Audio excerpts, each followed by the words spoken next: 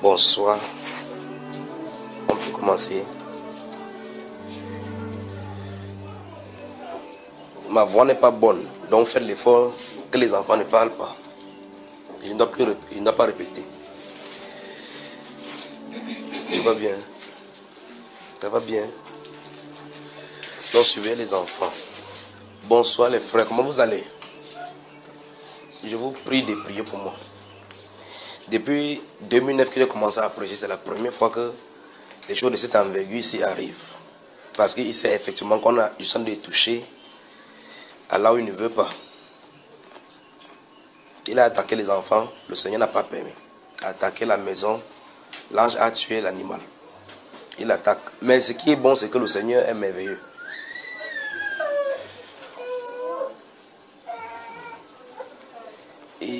Il ne peut pas permettre. Ce qui est bon, c'est que lorsque l'ennemi attaque, Dieu lui assigne la limite. Donc il travaille sous la gouverne de notre Maître, le Seigneur Jésus-Christ. Vous allez bien? Vous allez bien, vous? Ah, vous allez bien? C'est quand même curieux ça. Les femmes, vous allez bien? Qu'est-ce que Dieu vous a montré? Qu'avez-vous reçu du Seigneur jusqu'à aujourd'hui?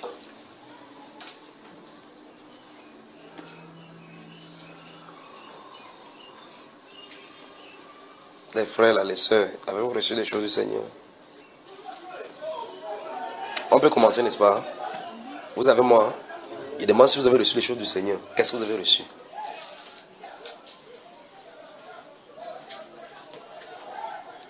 Tout ce que je peux vous demander, c'est seulement de prier pour moi. Je prie pour vous. Je prie pour vous.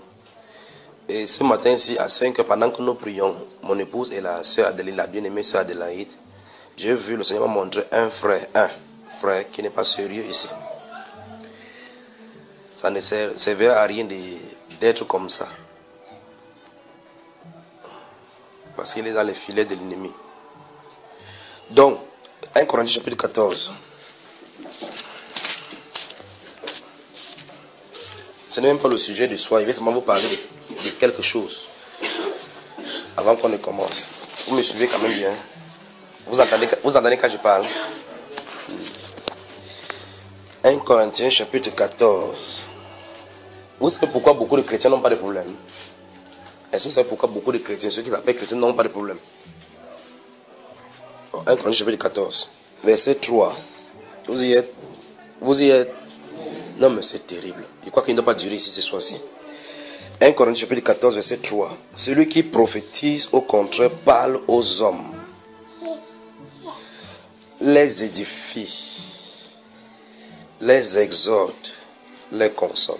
Vous avez vu ça? L'église a besoin du don de prophétie. L'église a besoin du don de prophétie. Je suis en train de vouloir parler de ceci d'abord pour transmettre deux messages, 2 ou 3. Je dis ça parce que lorsque je méditais avec mon épouse, elle me pose une question par rapport à une prophétie que j'ai écrite dans mon cahier depuis 2010, je crois 2010, concernant le chef de ce pays.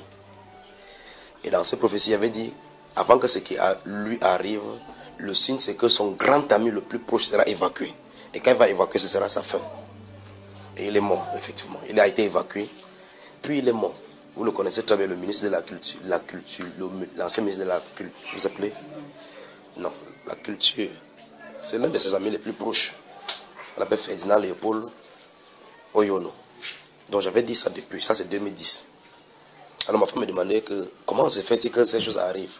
J'ai dit ça parce qu'il y a un autre frère ici qui m'a dit, frère, à ces rythmes-là, on va commencer à t'appeler prophète des malheurs. Celui qui dit seulement les choses de malheur. Parce que la chose qui est arrivée au supermarché là, comme j'avais dit, c'est 2 jours avant et puis c'est arrivé. Donc ce sont les mauvaises choses seulement. Je vais prendre ça pour vous expliquer quelque chose sur les prophéties pour que vous compreniez. Concernant notre pays, les carottes sont cuites. C'est irrémédiable.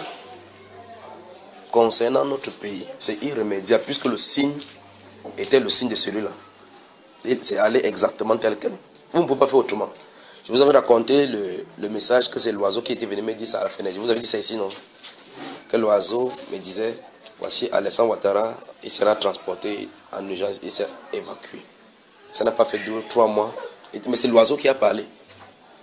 Vous pouvez dire ce que vous pouvez dire, je n'ai pas fait pour entendre l'oiseau. Je suis resté sur mon lit, l'oiseau est venu à la fenêtre, il parlait, j'entendais. Qu'est-ce que la voix, je n'en sais pas. Donc, des choses vont arriver dans le pays ici. Je parle pour le Cameroun d'abord avant de toucher Israël. Et puis on va lire ce qui est ici là. La période où ces choses se passent, c'est la période de la saison pluvieuse. Parce que j'ai vu la boue. S'il t'a demandé à Dieu que quelle période, il m'a montré la boue, il m'a montré les policiers dans la rue. C'est pour ça qu'à l'issue de ça, on va prier pour le Cameroun pour que ces choses-ci arrivent telles que ça se trouve là. Je ne sais pas comment mettre ceci. Mais je vais essayer de parler. Je vous avais dit ici, une fois, parlant des conseils constitutionnels. J'ai dit, après le conseil constitutionnel, oui, mais quoi? J'avais dit ça. À un moment donné, j'ai dit qu'au journal de 20 h, quelqu'un, quand on commence à parler au passé, en disant que telle personne, il fut un commis de l'État. J'avais dit ça. Donc, cet événement se passe. Voici, les soldats sont dans la rue, dans les coins de Carrefour. Ils sont nombreux dans les coins de Carrefour. Mais c'est stable. C'est stable. Écoutez très attentivement. C'est stable, mais les gens se regardent les uns les autres. Vous comprenez ce que je suis en train de dire? Vous savez, si vous comprenez ce que je veux dire, je vais prendre 2 ou 3 exemples que vous saisissez. Lorsque 2 coqs bagarrent, vous voyez, elles commencent à gonfler. Elles restent là, chacun s'observe, ou bien même les chiens. Quand ils bagarrent, chacun s'observe. Un petit caillou au milieu d'eux, et la bagarre déclenche. C'est ce que je suis en train de dire. Ou bien, un truc d'essence qui est versé, à tout moment, ça va s'exploser. Si quelqu'un passe avec la cigarette, ça va s'exploser. Si quelqu'un jette une flamme de feu, ça va s'exploser. C'est comme ça qu'il peut expliquer la situation. Donc, le climat qui est, c'est cela. Le climat qui est. Je ne dis pas maintenant. Je dis ce que je viens de regarder, ce que j'ai vu. Je suis obligé de raconter comme je ne peux pas dire autrement. Donc, ce qui est là, c'est que nous allons prier. Pourquoi Dieu montre ceci? Parce que il y a des choses, des gens autour de votre président. Je n'aime pas savoir comment. Proverbe. Proverbe. Proverbe. C'est la Bible qui me... Les Écritures qui me portent à m'exprimer mieux. Chapitre 24. Tout le monde, vous êtes là. Lis-moi le verset 21. Proverbe 24, verset 21. Mon fils, crains l'Éternel et le roi. Ne te mêle pas avec les hommes remuants. Vous avez entendu ça? Lis encore ici, Patani. Mon fils, crains l'Éternel et le roi. Ne te mêle pas avec les hommes remuants. Voilà. Dieu donne un conseil ici qu'on craigne Dieu et qu'on craigne le roi, donc le président du pays. Et qu'on ne s'attache pas avec des gens qui remuent la foule. Vous savez ici, n'est-ce pas? Mon fils, crains l'Éternel et le roi et ne te mêle pas avec des gens remuants. Donc les gens qui soulèvent la foule pour créer des désordres. On va dire des choses qui sont vraies. On va dire des choses que il a fait ceci, il a fait cela, il a fait cela. Il est un sataniste, il a tué, il est homosexuel, il est ceci. Job chapitre 6. Vous êtes dans Proverbe, vous rentrez rapidement par derrière. Somme. Et après cela, il y a Job. Vous êtes dans le livre de Job. Faites vite, ce n'est pas le sujet. C'est moi qui vous transmets les messages. Donc il faut qu'ils mettent ça de cette façon aussi. Job chapitre 6.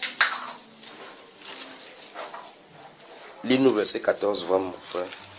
Verset 14 chapitre 6. Il dit ceci. Comme il lui parlait encore, les eunuques du roi arrivèrent et conduisirent aussitôt Aman au festin d'Esther, qu'Esther avait préparé. Vous voyez, non? Vous voyez qui me cherche des problèmes? Vous voyez? Vous voyez, non? Lis-nous ici, frère Chine. Celui qui souffre à gauche. Non, lui-moi ici.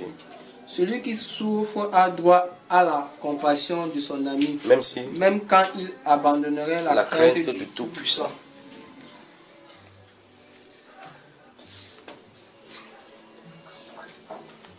la Bible déclare que même quand quelqu'un souffre, il a besoin de la compassion de son ami, même s'il vit dans le péché. C'est ce que la Bible déclare là-bas. C'est ce qui est écrit, frère. Donc vous pouvez dire, il est sataniste, il est ceci, il est cela, mais il a plu à Dieu de le mettre là-bas. Ce qui m'intéresse n'est plus lui, c'est ce qui va arriver après lui. C'est pour ça qu'il me cible, je me focalise sur cela. Parce que ça se discute en haut. Les décisions qui seront prises ici en bas, ce seront les conséquences de ce qui aura été décidé en haut là-bas. C'est pour ça qu'il faut comprendre. Souvenez-vous, tant que Apocalypse chapitre 11, le verset 15 n'est pas encore accompli, tout gouverneur sur la terre sera contrôlé par l'Antichrist, par Satan. Donc il faut que Dieu nous permette un gouverneur antichrist qui est quand même tolérant. C'est quand même un satanisme, mais il nous envoie quand même celui qui est tolérant, n'est-ce pas, frère Achille? Voilà.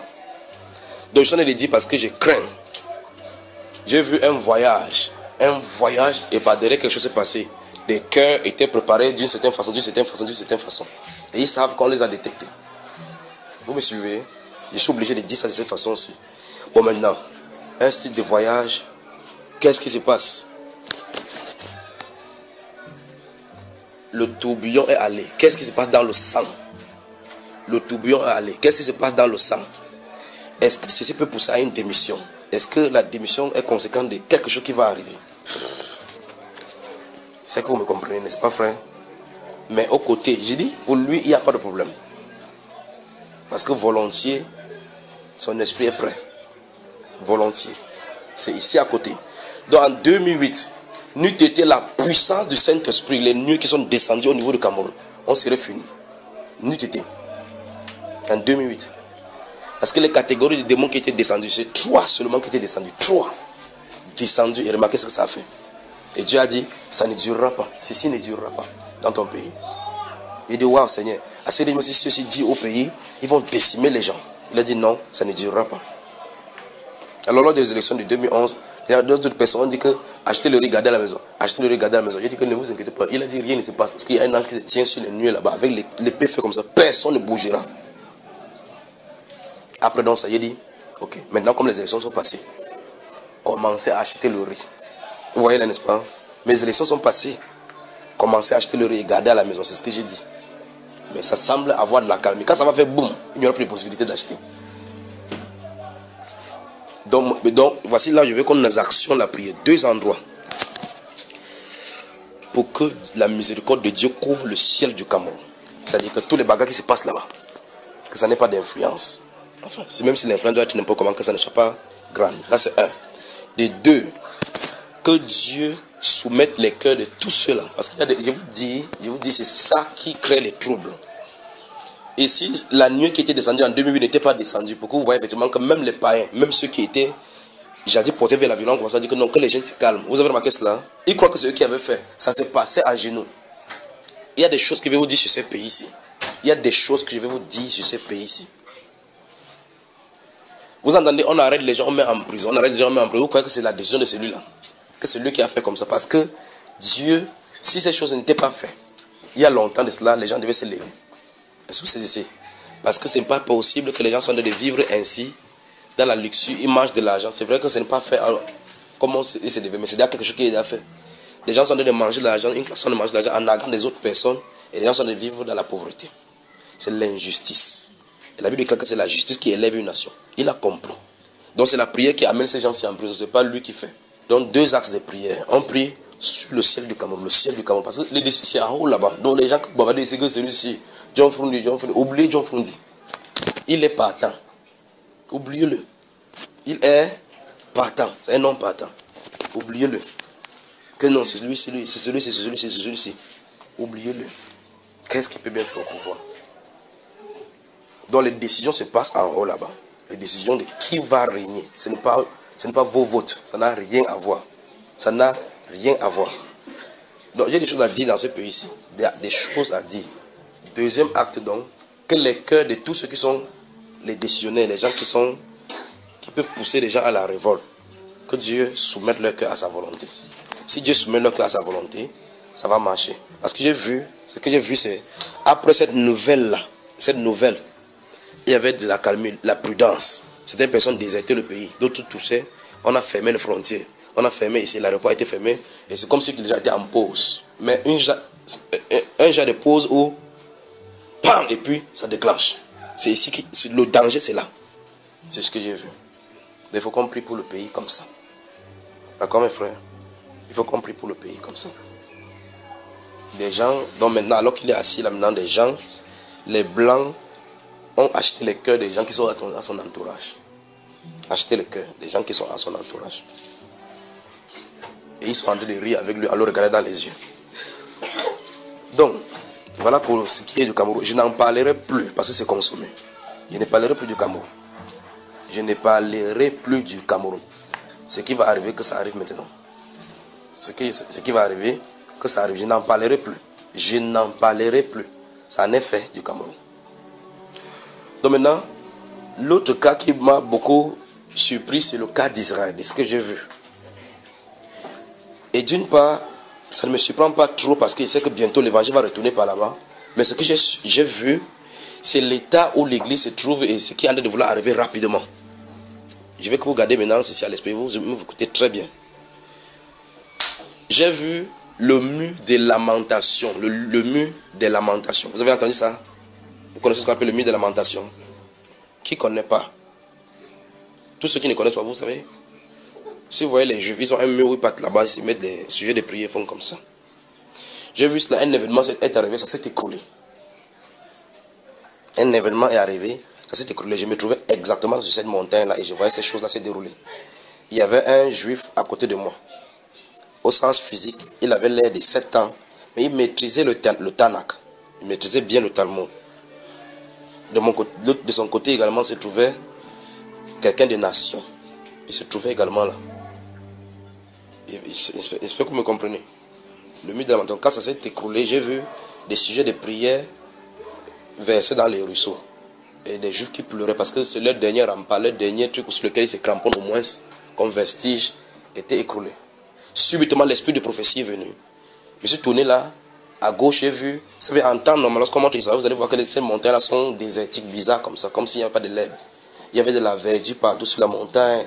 Et j'ai dit, réjouis-toi, Jacob, parce que ton créateur, ton épouse s'est souvenu de toi. Il se tourne vers toi maintenant pour te racheter. C'est ton heure maintenant, Israël. Ne vous lamentez pas de mur de lamentation. Ces garçons-là, le jeune juif était là à côté de moi, il me regardait. Quand il me regardait, il pouvait comprendre ce qu'il a de comprendre. Il voyait quelqu'un des nations qui a de parler à Israël. Il sait que le prophète doit venir d'Israël pour parler à Israël. Il sait ça. Il sait. Et donc, celui des nations dont vous voulez espérer seulement pour la portion d'Israël. Donc celui-là comprenait effectivement. L'homme des nations qui était à côté de celui d'Israël savait que toutes ces bénédictions maintenant dépendent d'Israël. Donc il n'a pas le choix maintenant de se soumettre à Israël. Pourquoi le mur de lamentation s'est cassé? Parce que Dieu voulait se reconcentrer, que les Juifs se concentrent sur lui. À l'instant, ça va faire boum. Je ne sais pas à quelle période. Je vous dis, il vous décrit tel que j'ai vu. À l'instant où ces murs s'écroulent, des groupes se lèvent en Israël, loin de l'Esprit de Dieu, pour établir la restauration. Parce que le culte ne doit pas avoir lieu sur ces murs-là. Le culte est censé avoir lieu dans le sanctuaire, où les sacrificateurs sont établis, selon l'ordre qui est écrit pour eux. Alors dans cette vision-là, j'ai entendu, nation, repentez-vous, préparez-vous, parce que le Messie bientôt arrive pour Israël aussi. Donc qu'est-ce que ça nous amène à faire? Ça nous amène à dire, il faut qu'on fasse attention, il faut qu'on travaille davantage. Pour ceux qui sont en train de blaguer. Il dit, j'ai vu le mur de lamentation s'écouler. Sur ce mur de lamentation, il y a un CD. Quelque chose m'a marqué particulièrement parce qu'il y avait un CD qui était inséré au milieu du mur. Sur ce CD était écrit gouverneur 666. Sur le CD, au-dessus du CD. CD sans étude. C'était dans le mur. C'est écrit gouverneur. Et puis 666, c'était là au sol. Les Juifs pleuraient, pleurnichaient sur le mur. D'autres ramassaient le reste de la terre. Qu'au moins, ils pleuraient avec amertume. D'autres se battaient la tête. D'autres se battaient les poitrines, se battaient la poitrine. Ils se prenaient les poussières, se jetaient dessus. En disant qu'au moins le dernier vestige qu'ils avaient pouvoir invoquer Dieu, c'est tombé. Mais ils ne comprenaient pas que le fait que c'était tombé, c'était la restauration qui arrivait. Donc c'était le début de leur restauration. Donc, dans ces 1 Corinthiens 14, on dit que le prophétie a comme le but. J'ai transmis les deux messages. Je vais me concentrer sur l'église maintenant. Sur l'église. Il faut que l'église soit restaurée totalement. C'est sur elle que je vais me concentrer maintenant. Donc, ça fait boum à Douala, boum au Cameroun, boum. Sauf si Dieu me dit de façon expresse d'en parler. Vous comprenez? Si tel n'est pas le cas, je vais mettre ça dans la parabole, dans un sujet de prière. On prie avec cela comme ça. Si tel n'est pas le cas, que ça arrive. C'est comme ça que ça va se passer maintenant. Donc, concentrons-nous sur notre travail de sanctification dans ses profondeurs. Concentrons-nous sur notre travail de sanctification. Oubliez ce genre de sujet de prière que Seigneur, donne-moi le mari, donne-moi le ceci, voici, oubliez cela. Priez, cherchez la face du Seigneur. Donc, je suis en train de prendre 1 Corinthiens 14 pour expliquer quelque chose avant qu'on avance, parce qu'il y a beaucoup de choses. Et d'autres personnes disent qu'on n'a plus besoin de prophètes aujourd'hui, on n'a plus besoin de prophétie parce que la Bible a tout dit. C'est malheureux seulement, c'est malheureux. Voilà l'une des mensonges du diable qu'on a fait pour qu'au milieu de l'église, c'est toujours dans les démons, les sorciers peuvent être au milieu de l'église, on commence à faire des choses. Parce qu'ils savent que les prophètes sont les aigles de Dieu, chargés à dénoncer les œuvres. Alors, ce qu'on connaissait jusqu'alors, c'est que la prophétie a 3 buts. N'est-ce pas, dans l'église, c'est ça? En fait, notez que les prophéties, d'après la Bible, d'après le Nouveau Testament, ont 5 buts. 5. Notez. Lorsqu'on va voir ces 5 buts-là, on va commencer ce soir. Souvenez-vous de 2 sujets de prière pour le Cameroun. Le ciel du Cameroun, puis le cœur de la population. Le cœur de la population. Lorsque les événements fâcheux arrivent. Parce que le tourbillon se dirige vers ces messieurs. Ça va le pousser où? Donc il y a 5 buts. Il y a 5 buts. 5 buts pour les prophéties dans l'église. 5. 1 Corinthiens 14. 1 Corinthiens 14, verset 3. On a lu ça, n'est-ce pas? Je veux que vous lisez vous-même, à haute voix. 1, 2, 3. Ah, vous n'êtes pas encore ouvert. 1 Corinthiens 14, verset 3. Je veux que vous lisez ça, je vous explique quelque chose. Puis on enseigne ce soir, puis on prie. 1, 2, 3. Celui qui prophétise au contraire parle aux hommes, les édifie, les exhorte, les console. Ça fait combien? 3. Donc voilà les 3 points principaux. Première chose, quand il parle aux hommes, le but pour parler aux hommes c'est 1. 2. Les exhorter, 3. les consoler. Voilà. Donc quand les prophéties sortent au milieu de l'église, c'est ça. Vous voyez, quand les gens n'ont pas compris, il dit c'est 5. Il y a 5. Je vais vous ajouter 2 autres maintenant. Lorsque les gens n'ont pas compris les prophéties et qu'on se limite à cela, on va commencer à avoir tout genre de choses, tout genre de doctrines. On peut dire, après Jésus, il n'y a plus de prophètes parce que l'église est comme la Bible est complète. On n'a plus besoin de prophéties au milieu de l'église parce que la Bible est déjà là, on peut tout savoir. C'est écrit ici que vous n'allez pas à Yaoundé. Il y a un verset qui dit que ne voyage pas, sinon tu vas faire l'accident. L'autre là va devenir par prophétie. Parce que si quelque chose est censé t'arriver, il faut que quelqu'un te dise, si Dieu le montre, que fais attention parce que voici, ainsi par le Seigneur, telle chose est censée arriver. D'accord? Donc le verset, nous sommes dans 1 Corinthiens 14 là. Donc il y a un, je crois que vous allez le noter, dans les 5 points de prophétie dans l'église. Donc, nous avons vu verset 3, celui qui prophétise au contraire parle aux hommes. Donc les prophéties sont destinées pour les hommes. 1. Les édifie. C'est ça? Les exhorte. Les console. Vous y êtes? Lisons le verset 25. Verset 20, il va lire le verset 24 et 25. Vous allez voir encore une autre chose sortir là-bas. Regardez avec moi. Nous sommes dans le même chapitre. D'accord? Mais si tous prophétisent et qu'il survienne quelque non-croyant ou un homme du peuple, il est convaincu par tous, il est jugé par tous. Verset 25. Les secrets de son cœur sont dévoilés. Soulignez cela. Et puis vous notez un autre cas. La prophétie a pour but de dévoiler les secrets de cœur. Vous avez vu ça, c'est écrit là, toujours là-dedans, là. C'est 1 Corinthiens 14. N'est-ce pas? N'est-ce pas, frère? Amen. Ok. Quand il dit 5 choses, ne croyez pas qu'il veut déposer là. Après avoir lu les 3 là, il va vous dire autre chose. Il faut qu'il vous dise n'importe quoi, c'est écrit dans la Bible. La Bible dit qu'au milieu de l'église, au chapitre 14, verset 3, que lorsque la prophétie sort, les hommes parlent de la part de Dieu, c'est fait pour consoler les hommes, les exhorter, les édifier. Puis on même dans le cas où il y a les non-croyants, les gens du peuple entre. Et vous avez vu ces choses se manifester plusieurs fois, pas vrai? N'est-ce pas, frère? Il dit, si quelqu'un de non-croyant entre, ou bien quelqu'un du peuple entre, et que tous prophétisent, il dit qu'il est jugé. Les secrets de son cœur sont dévoilés. Parce que l'esprit de prophétie parle directement à sa vie. Vous voyez cela? Et quelle est la conséquence? La Bible déclare, verset 25, là, sur verset 25, les secrets de son cœur sont dévoilés, de telle sorte que tombant sur sa face, il adorera Dieu et publiera que Dieu est réellement au milieu de vous. Vous y êtes? Donc, nous avons là 4 choses. 1. Exhorter, édifier, consoler, dévoiler. C'est ça, n'est-ce pas, frère? Allons-y au verset 30 là et suivant. Et si un autre qui est assis, vous êtes avec moi, vous entendez voir? Et si un autre qui est assis a une révélation, que le premier se taise. Car vous pouvez tous prophétiser successivement afin que tout soit souligné. Et que tout soit non. Et que tout soit non. Vous lisez la Bible, c'est devant vous. Et que tout, voilà. Exhorter a été déjà mentionné au verset 3. Au verset 3 du chapitre 14. On a lu ça, non? On a lu que la prophétie est faite pour exhorter, consoler et édifier. Donc exhorter est déjà mentionné. Ici, il ajoute encore une autre chose. Vous suivez? Donc il y a combien de choses déjà? 5. Alors maintenant, on se pose les questions. Prenons Actes des Apôtres. Le jour qu'on va revenir sur les dons spirituels, on va y revenir dans les profondeurs. Actes des Apôtres. Chapitre 20. Actes des Apôtres, chapitre 20. Vous y êtes? Ok, lisons à partir du verset 22. Regardez.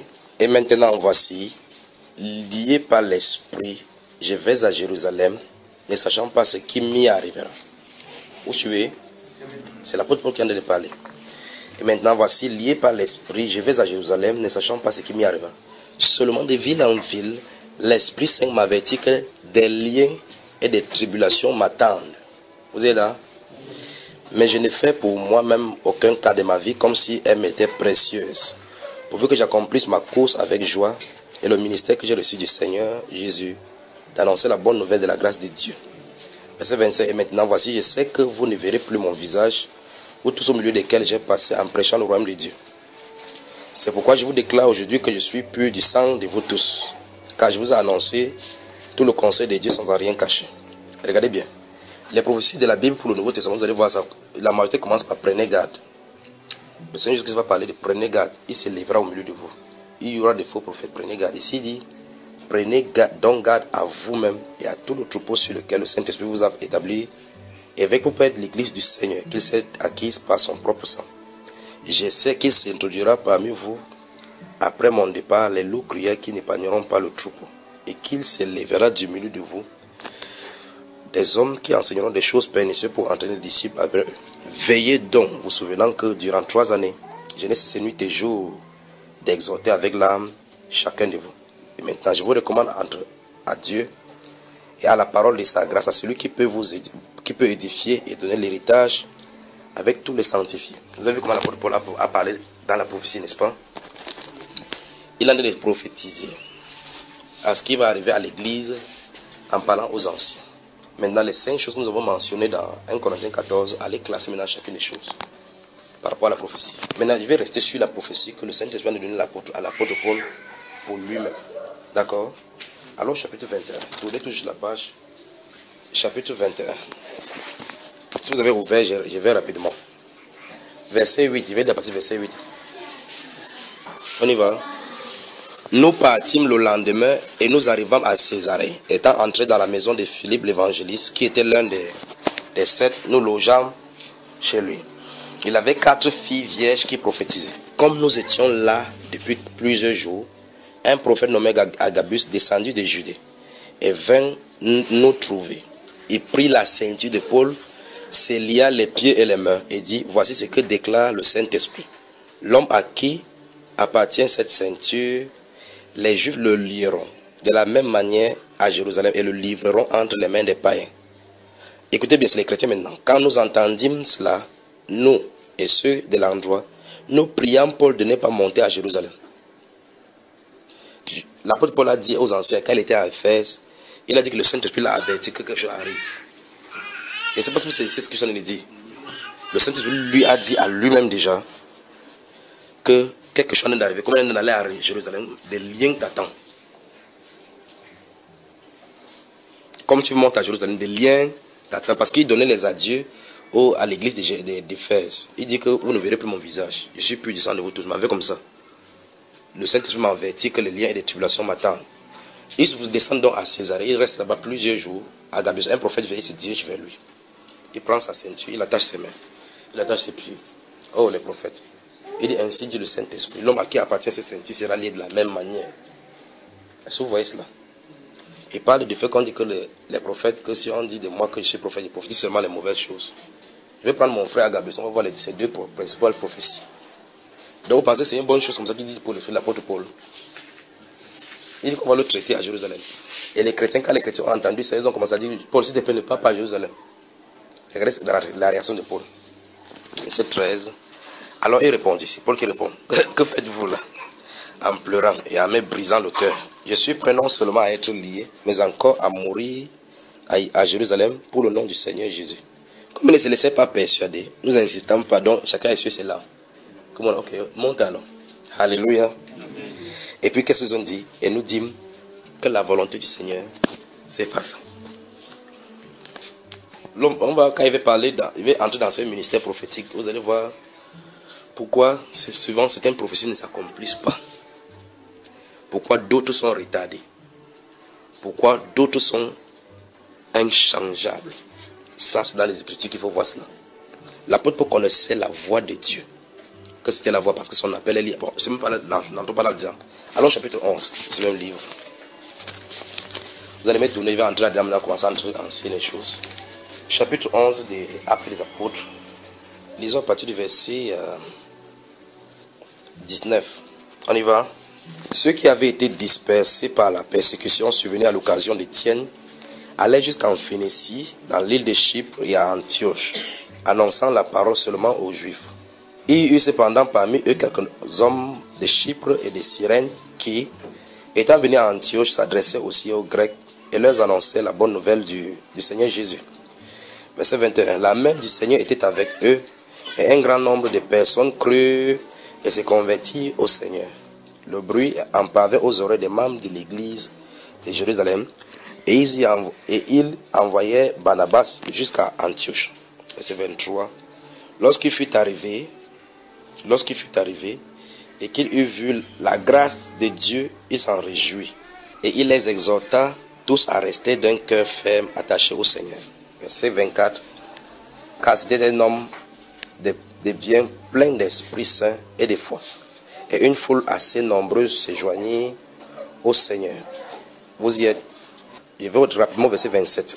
En ce temps-là, des prophètes. Vous avez vu? Il faut que l'église en est là.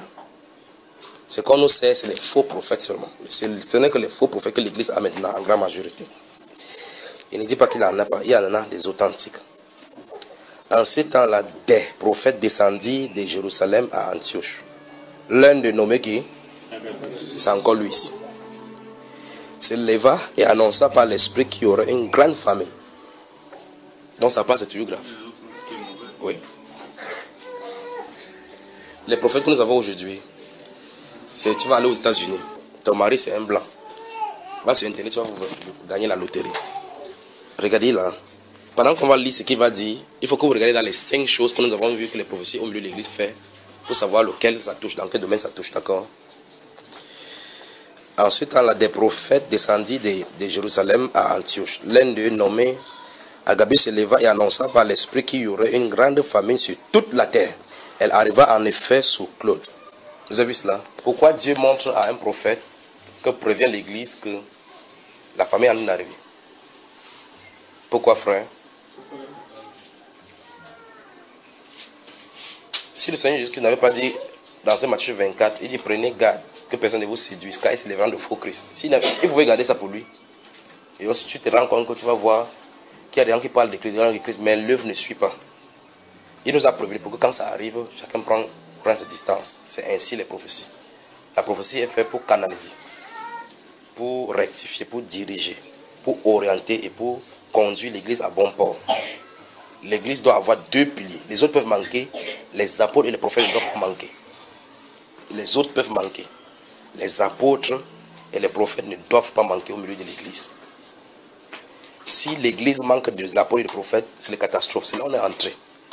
C'est pour ça que l'Église est arrivée jusqu'à ce niveau-ci. Parce que chacun se dit prophète. Les gens achètent le savon, l'huile de mort, savon du Nigeria, l'huile du Vatican, en ouin, un style de veste, on porte, pour faire que les gens tombent. Et on dit qu'on est prophète. Ici, il dit qu'il y aura une famine, une grande famine sur la terre. Et la Bible déclare que c'est arrivé enfin sur Claude. La suite dit que les disciples ont résolu, chacun selon sa prospérité, d'envoyer aux frères qui sont dans la Judée, selon leur prospérité, n'est-ce pas? Ok, maintenant. Les chrétiens entre eux savaient que quelque chose était en train d'arriver, donc ils pouvaient se préparer en conséquence. C'est pour cela que la prophétie est donnée. Pour que quand ça va arriver, que vous ne vous lamentez pas. Ouvrez le livre d'Amos au chapitre 3. Je vais sortir par là. Le livre du prophète Amos, au chapitre 3. Le verset 6 à haute voix, mon cher. Lis. Amos chapitre 3, verset 6 écrit. Lis le verset 6 à haute voix, s'il te plaît. Sonne-t-on de la trompette dans une ville sans que le peuple soit dans l'épouvante? Oui. Arrive-t-il un malheur dans une ville sans que l'Éternel en soit l'auteur? Vous avez entendu ça? Vous avez entendu ce qu'il a dit? Lisez le verset 7, maintenant le verset 7. Car le Seigneur, l'Éternel, ne fait rien sans avoir révélé son secret à ses serviteurs, les prophètes. Vous avez suivi? Donc, s'il arrive que des troubles arrivent, tout le monde entre dans ce trouble d'envergure, il y a un problème qui ne va pas. Il y a quelque chose qui ne va pas. L'église doit avoir les prophètes. Il dit que dans une ville, s'il y a une épouvante, il y a une trompette, il doit avoir une trompette qui doit sonner. Le lion ne peut pas rougir sans qu'il y ait la proie. S'il parle, on va prophétiser. Donc j'ai fini. J'ai dit que je ne parlerai plus du Cameroun. Je ne parlerai plus du Cameroun. C'est terminé. Vous avez suivi ce que j'ai dit. Donc ça en est fait. Ça fait presque depuis 2009 que je supporte cela sur mon cœur. Donc ça en est fait.